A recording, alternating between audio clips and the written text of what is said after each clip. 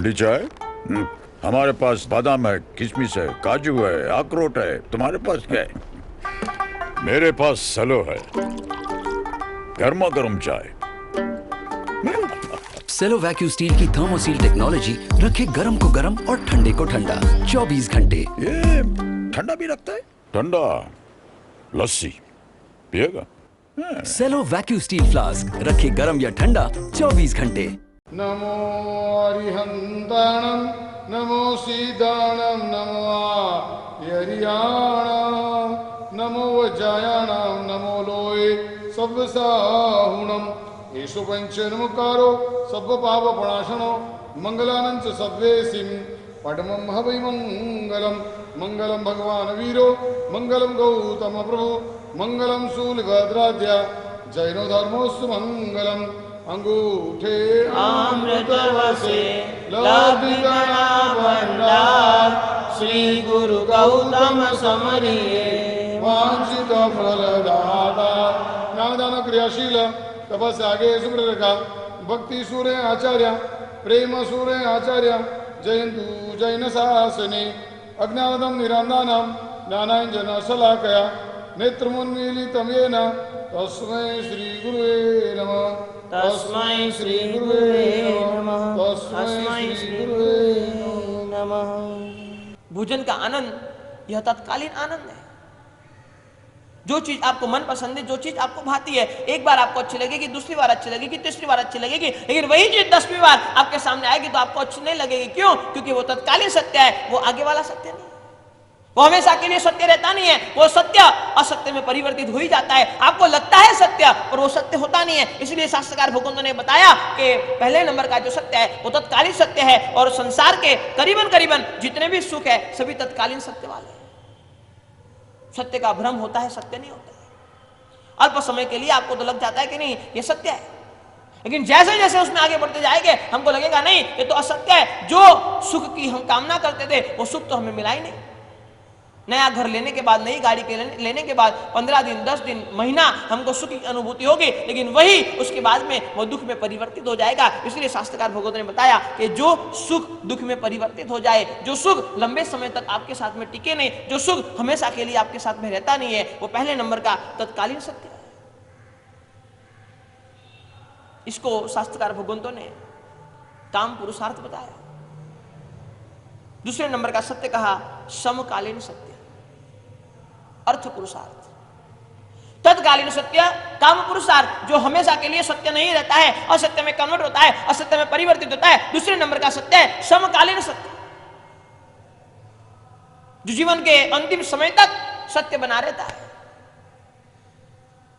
भोजन का आनंद, भोगों का आनंद तो अल्प समय तक है, लेकिन ये दूसरे जो सत्य की बात शास्त्रकार भगवंतों ने की है, उसमें शास्त्रकार भगवंतों ने कहा है वो जीवन के अंतिम समय तक वो सत्य बना रहेगा। उसमें दो चीजों को महत्वपूर्ण स्थान दिया है, एक अर्थ पुरुषार्थ, एक संपत्ति का सत्य। संपत्ति का आपने अभी अर्जन कर दिया, यदि आपका पुण्य दे जागृत है, जीवन के अंतिम सांस तक वो संपत्ति आपको सत्य लगती रहेगी। और एक शरीर का सत्य, यानी कि स्वास्थ्य का सत्य, यानी कि स्वास्थ्य का सुख। आपका शरीर अच्छा है, जीवन के अंतिम सांस तक वो आपको काम आ सकता है। आपके पास संपत्ति अच्छी है, आपका पुण्योदय है, तो जीवन के अंतिम सांस तक वह संपत्ति का सुख आपको मिल सकता है, वह शरीर का सुख आपको मिल सकता है, वह स्वास्थ्य का सुख आपको मिल सकता है। इसीलिए शास्त्रकार भगवंत ने कहा ये दूसरे नंबर का है समकालीन। पहला तत्कालीन, दूसरा समकालीन। आज करीबन संसार में जितने भी लोग हैं, करीबन आप देखोगे तो आपको पता चलेगा ये संसार के जितने भी लोग हैं सभी लोग अर्थ पुरुषार्थ के पीछे लगे हुए हैं। 99.99%, 100% में 0.1% हम छोड़ देते हैं तो 99.99% जितने भी लोग हैं सब यह संसार के सुख में लगे हुए हैं, यह अर्थव्यवस्था के सुख में लगे हुए हैं, यह संपत्ति के सुख में लगे हुए हैं, कि समकालीन सुख में लगे हुए हैं। हम तो कई बार प्रवचनों के माध्यम से कहते हैं कि हमारी बहनों का करीबन समय भोजन के पीछे जाता है, और हमारे पुरुषों का, भाइयों का करीबन समय वह व्यापार और अर्थव्यवस्था के पीछे जाता है। रात को वो नींद में से उठ जाता है, फिर भी व्यापार की बात उसे याद आती है। कभी कभी धर्म स्थानक में आ जाता है, फिर भी उसे व्यापार की बात आ जाती है। कभी परमात्मा के सामने बैठा हुआ होता है, फिर भी उसे व्यापार की बात याद आ जाती है। करीबन करीबन करीबन आप देखो संसार में तो आपको पता चलेगा 99.99% बहनों का पूरा समय भोजन के पीछे जाता है। सुबह क्या बनाना, दोपहर को क्या बनाना, शाम को क्या बनाना, उसमें उनकी पूरी दिनचर्या चली जाती है। और पुरुषों का संपूर्ण नहीं 99.99% समय वो अर्थव्यवस्था के पीछे जाता है, अर्थ की चिंता के पीछे जाता है। इसीलिए शास्त्रकार भगवत ने कहा कि दूसरे नंबर का सुख है यह समकालीन सुख है। लेकिन कहते हैं कि आप चाहे कितना भाग लो, आप चाहे कितना दौड़ लो, लेकिन इस समकालीन सुख भी कहां तक, जीवन के अंतिम समय तक, उसके बाद में नहीं। जीवन का अंतिम सांस आएगा, जीवन का अंतिम समय आएगा, उसके बाद में मिलने वाला नहीं है, यह निश्चित है। इसीलिए शास्त्रकार भगवान ने बताया पहला सत्य कौन सा, तत्कालीन सत्य, दूसरा सत्य समकालीन सत्य। तत्कालीन सत्य तो इंस्टेंट चेंज हो जाएगा, लेकिन समकालीन सत्य जीवन के अंतिम सांस तक चलेगा। और तीसरे सत्य की बात शास्त्रकार भगवंत ने कही और तीसरे नंबर में बताया सर्वकालीन सत्य। एक तत्कालीन, एक समकालीन, एक सर्वकालीन। जो इंस्टेंट चेंज होता है वो तत्कालीन है, जो जीवन के अंतिम सांस तक आपके साथ में रहता है वो समकालीन है, और जो जीवन के बाद में भी आपके साथ में रहता है वो सर्वकालीन। चाहे आत्मा की बात हो, चाहे आत्मा के गुणों की बात हो, चाहे पुण्य की बात हो, चाहे पाप की बात हो, चाहे धर्म की बात हो, चाहे कर्म की बात हो, ये सभी चीज को कैसी है, ये सभी चीज सर्वकालीन सत्य है, जो हमेशा आपके साथ में रहने वाली है।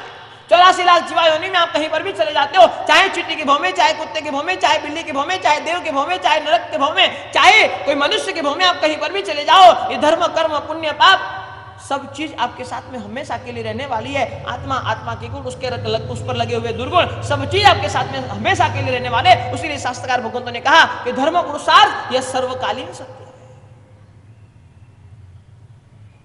काम पुरुषार्थ वो तत्कालीन सत्य है, अर्थ पुरुषार्थ वह समकालीन सत्य है, तो धर्म पुरुषार्थ यह सर्वकालीन सत्य है। हमारे वहां 4 प्रकार के पुरुषार्थ बताए गए, धर्म, अर्थ, काम, मोक्ष। इसकी व्याख्या शास्त्रकार भगवंत ने करी कि एक तत्कालीन है, एक समकालीन है, एक सर्वकालीन है। लेकिन आज परिस्थिति यह है, तत्कालीन के पीछे आज पूरी दुनिया भाग रही है, सर्वकालीन के पीछे किसी का इंटरेस्ट नहीं है। तत्कालीन सत्य की बात के पीछे सब लोग भागते हैं, सब लोग उसके पीछे लगे हुए, चाहे भोगों के पीछे, चाहे भोजन के पीछे, चाहे कपड़े के पीछे, चाहे अर्थव्यवस्था में, चाहे संपत्ति की व्यवस्था में, चाहे शरीर की व्यवस्था में, चाहे स्वास्थ्य की व्यवस्था में। तत्कालीन और समकालीन सत्य के पीछे आज पूरी दुनिया भाग रही है, लेकिन सर्वकालीन सत्य के पीछे कोई भागने को तैयार नहीं है, कोई जाने को तैयार नहीं है, कोई दौड़ने को तैयार नहीं है। और आज के समय में धर्म की परिस्थिति धीरे धीरे धीरे धीरे धीरे धीरे धर्म आप लोगों के मन में से धर्म का भाव धीरे धीरे कम होते जा रहा है। पहले का एक समय था, व्यक्ति का जीवन धर्म में होता था, चाहे वो कोई भी प्रजाति में हो, चाहे उसका कोई भी कौम में जन्म हुआ हो, लेकिन उसका जीवन धर्म में होता था। वो धर्म को मानता था, वो माता पिता को मानता था, वो गुरु को मानता था, वो भगवान को मानता था, वो कर्म को मानता था, वो पुण्य को मानता था, वो पाप को मानता था। लेकिन आज का समय आ गया, लोग धर्म को मानने तक को तैयार नहीं। मैं कैसे इतने आपको नाम गिना दूं? जो जैन है, जैन कुल में उसका जन्म हुआ है, लेकिन फिर भी मंदिर दर्शन करने नहीं जाते, भगवान को मानते नहीं। अरे परमात्मा की पूजा तो बहुत दूर की बात है, दर्शन भी उनके लिए दुष्कर है। उपासना मंदिर जाना उनके लिए तो सालों में एक बार कभी होता है तो होता है, वरना पूरा जीवन समाप्त हो जाता है, लेकिन नहीं होता है। आज धीरे धीरे धीरे धीरे धीरे लोगों के मन में से धर्म की भावनाएं खत्म हो रही है, धीरे धीरे धर्म की भावनाएं कम होती जा रही है, और लगे हुए हजारों साधु साध्वी जीवक एक ही कार्य करने के लिए, धर्म की भावना को जागृत करने के लिए। हमारा एक ही मकसद होता है, हमारा एक ही लक्ष्य होता है, आप लोगों के जीवन में रही हुई धर्म की भावना जागृत हो जाए। जो काम पुरुषार्थ और अर्थ पुरुषार्थ के पीछे आप भाग रहे हो, आप दौड़ रहे हो पूरा जीवन, आपका ये 2 पुरुषार्थ के पीछे चला जाता है। लेकिन हम सिखाना चाहते हैं भाई धर्म पुरुषार्थ तो सबसे पहला है। धर्म, अर्थ, काम, मोक्ष 4 प्रकार के पुरुषार्थ बताए, मुझे सबसे पहले धर्म पुरुषार्थ को लगा, क्योंकि धर्म यदि जीवन में नहीं है सब समाप्त। धर्मो रक्षति रक्षिता, ये हमारा सूत्र है।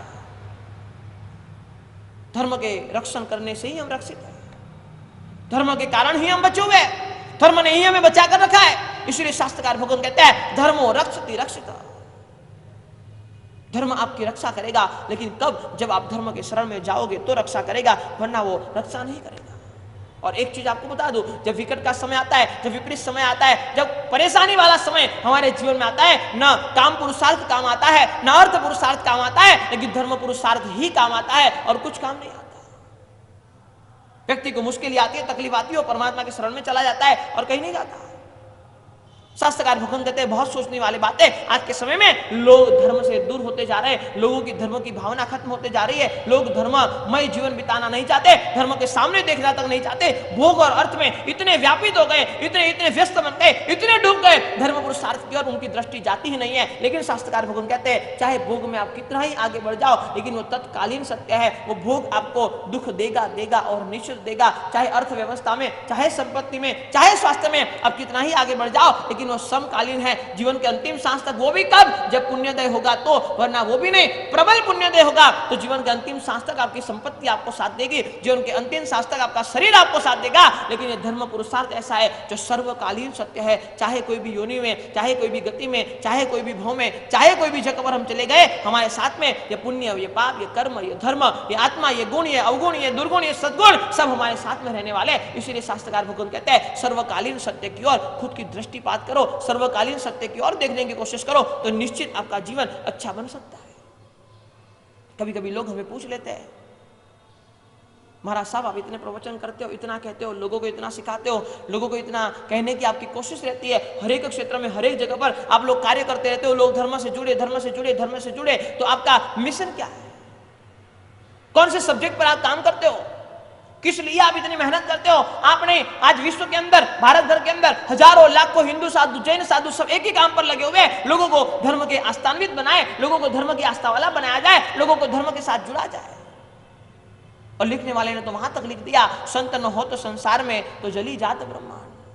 यदि संत नहीं होते, यदि साधु नहीं होते, तो ये संसार जल जाता। इतने पाप बढ़ जाते, इतने पाप बढ़ जाते कि आप खुद आपके पाप से जल जाते। लेकिन ये संत है, साधु है, महाराज साहब है, ये फकीर है, ये सब चीज है, और वही आपको बचाए रखती है, वही आपको धर्म के साथ जोड़े रखती है। कभी कभी लोग हमें सवाल कर लेते हैं कि आपका मिशन क्या है, आप कौन से क्षेत्र में काम कर रहे हो, आप क्या करना चाहते हो? तब हम लोग बताते थे हमारा 3 मिशन है। धर्म के क्षेत्र में हम 3 क्षेत्र में काम करते हैं। सबसे पहले नंबर में हम चाहते हैं कि दुर्जन सज्जन हो जाए। धर्म के क्षेत्र में चाहे जयपुर आए, चाहे दिल्ली जाए, चाहे कहीं पर भी जाए, भारत के कोई भी शहर में चले जाए, दुनिया के कोई भी कोने में चले जाए, लेकिन हमारा ये 3 चीजों पर ही फोकस रहता है, उस पर ही हम हमेशा काम करते रहते हैं, उस पर ही हमारा जीवन समर्पित है। क्योंकि ये मिशन हमारे गुरुदेवों ने हमें दिया है, हमारी परंपरा ने हमें दिया है, परमात्मा महावीर की परंपरा से हमें मिला है। नंबर 1 हम चाहते हैं दुर्जन सज्जन हो जाए। एक चीज सोच समझ लेना, दुनिया में जो भी होता है उसकी शुरुआत चाहने से होती है, मन में भाव आने से होती है, मन में विचार आने से होती है। उसके लिए हम चाहते हैं कि दुर्जन जितने भी है दुनिया में सज्जन हो जाए। हमें पता है शायद हमारी क्षमता 10 लोगों की है, हमारी क्षमता 100 लोगों की है, हमारी क्षमता 1000 लोगों की है, लेकिन भावना तो हमारी यही है दुनिया में जितने भी दुर्जन है सब सज्जन हो जाए। पहला गोल हमारा यह है कि दुर्जन सज्जन हो जाए। दूसरा गोल हमारा यह है कि सज्जन संगठित हो जाए।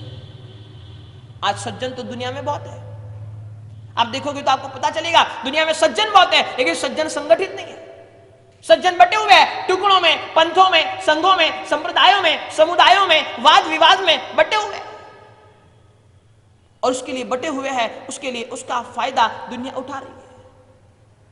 धर्म के क्षेत्र में 3 ही मिशन हमारे, उस पर ही हम हमेशा काम करते हैं। दुर्जन सज्जन हो जाए, सज्जन संगठित हो जाए। जितने भी सज्जन है उसको संगठित करने का काम करते हैं।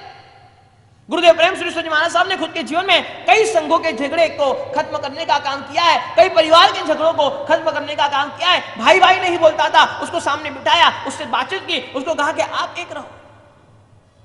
हम छोटे थे तब कहानी सुनते थे, 2 बिल्ली, 2 बंदर और 1 बिल्ली, रोटी कौन खाएगा, कौन खाएगा, कौन खाएगा, तो पता चला तीसरा ही लाभ लेकर चला गया। ऐसा होता है यदि हम सज्जन संगठित नहीं होंगे तो क्या होगा, तीसरा कोई लाभ लेकर चला जाएगा, हमें पता तक नहीं चलेगा। और आज हमारे साथ यही हो रहा है। दुर्जन सज्जन हो जाए, यह धर्म के क्षेत्र में हमारे जैसे हजारों लाखों साधुओं का पहला गोल है। दूसरा गोल धर्म के क्षेत्र में हमारा यह है सज्जन संगठित हो जाए, और तीसरा गोल धर्म के क्षेत्र में हमारा यह है कि संगठित सज्जन सक्रिय हो जाए। आज कई संस्थाएं संगठित है लेकिन सक्रिय नहीं है, निष्क्रिय हो जाते हैं। और मैं तो यहां तक कहता हूं कि यह संसार में सज्जनों की निष्क्रियता बहुत ही बड़ी नुकसान कारक बनती है। दुर्जनों की सक्रियता जितनी हानिकारक नहीं है, इतनी सज्जनों की निष्क्रियता हानिकारक है। सज्जन यदि निष्क्रिय बन जाएंगे तो दुर्जन ऑटोमेटिक सक्रिय होने ही है, उस पर कोई रोक नहीं सकता। हमें संगठित होना पड़ेगा, हमें सक्रिय होना पड़ेगा, हमें सज्जन होना पड़ेगा और हम आजीवन ताउम्र यही काम करने वाले हैं। यही हमारे 3 मिशन है धर्म के क्षेत्र में। चाहे दुर्जनों को सज्जन करते चलेंगे, सज्जनों को संगठित करते चलेंगे और जो संगठित सज्जन है उसको सक्रिय करते चलेंगे। यही मिशन के साथ में हम नहीं, हमारे जैसे हजारों लाखों साधु संत काम कर रहे हैं। बस यही 3 गोल के साथ में, यही 3 मिशन के साथ में मैं आपको इतना ही कहना चाहता हूं, धर्म पुरुषार्थ के क्षेत्र में आप ये काम कर लेना। आपसे हो सकता है तो कोई दुर्जन को सज्जन बनाने की कोशिश कर लेना, आपके हो सकता है तो सज्जनों को संगठित करने की कोशिश कर लेना और आपसे हो सकता है तो संगठित सज्जनों को सक्रिय करने की कोशिश कर लेना। क्योंकि आज जिस जिस क्षेत्र में हम सक्रिय नहीं हुए वहां दुर्जन सक्रिय हो गए। चाहे कोई भी क्षेत्र हो, जहां जहां पर सज्जनों ने निष्क्रियता दिखाई वहां दुर्जन तुरंत सक्रिय हो गए और रिजल्ट ये आया, हमारे हाथ में कुछ बचा ही नहीं, हमारे हाथ में कुछ रहा ही नहीं। इसीलिए शास्त्रकार भगवान कहते हैं ये 3 क्षेत्र पर निश्चित हमें काम करना है। धर्म पुरुषार्थ महत्वपूर्ण है, बहुत ही महत्वपूर्ण है, जीवन में बहुत मायने रखता है। और तो पुरुषार्थ और काम पुरुषार्थ के पीछे आप भागकर पूरा जीवन समाप्त कर देते हो, लेकिन धर्म पुरुषार्थ जीवन में बहुत महत्वपूर्ण है। धर्म पुरुषार्थ ही सर्वकालीन सत्य है। हम जीवन में समझे तत्कालीन सत्य क्या है, समकालीन सत्य क्या है, सर्वकालीन सत्य क्या है, और यदि इसकी समझ हमको आ जाती है, निश्चित हमारा जीवन परिवर्तित हो सकता है, निश्चित हमारे जीवन में बदलाव आ सकता है, निश्चित हमारा जीवन आगे बढ़ सकता है। बस आज के दिन में मैं इतना ही कहना चाहता हूं, विश्वास के क्षेत्र में सबसे बड़ी चीज है सत्य। सत्य ही विश्वास को टिकाए रखती है, सत्य ही विश्वास में आपका जीवन बना सकती है, सत्य ही दूसरों पर आपका भरोसा खड़ा कर सकती है, सत्य ही आपकी रिलेशन को टिका सकता है। सब चीज के लिए सत्य बहुत जरूरी है। और सत्य के क्षेत्र में हम देख लेना हम कहां पर है। यदि तत्कालीन सत्य में है तो वहां से निकलकर समकालीन में आना, यदि समकालीन में है तो वहां से निकलकर सर्वकालीन तक जाने की कोशिश करना। जीवन में सिद्धांत बराबर समझ लेना, धर्म अर्थ काम और मोक्ष 4 पुरुषार्थ है, लेकिन सबसे पहला पुरुषार्थ धर्म पुरुषार्थ है। बिना धर्म के जीवन शून्य है, बिना धर्म के जीवन नर्क है, बिना धर्म के जीवन निरर्थक है, बिना धर्म के जीवन में कुछ होने वाला नहीं है। ठंडी चाय? हमारे पास बादाम है, किशमिश है, काजू है, अखरोट है। तुम्हारे पास क्या है? मेरे पास सलो है, गर्मा गर्म चाय। सेलो वैक्यू स्टील की थर्मोसील टेक्नोलॉजी रखे गर्म को गर्म और ठंडे को ठंडा 24 घंटे। ये ठंडा भी रखता है? ठंडा लस्सी पिएगा? सेलो वैक्यू स्टील फ्लास्क रखे गर्म या ठंडा 24 घंटे।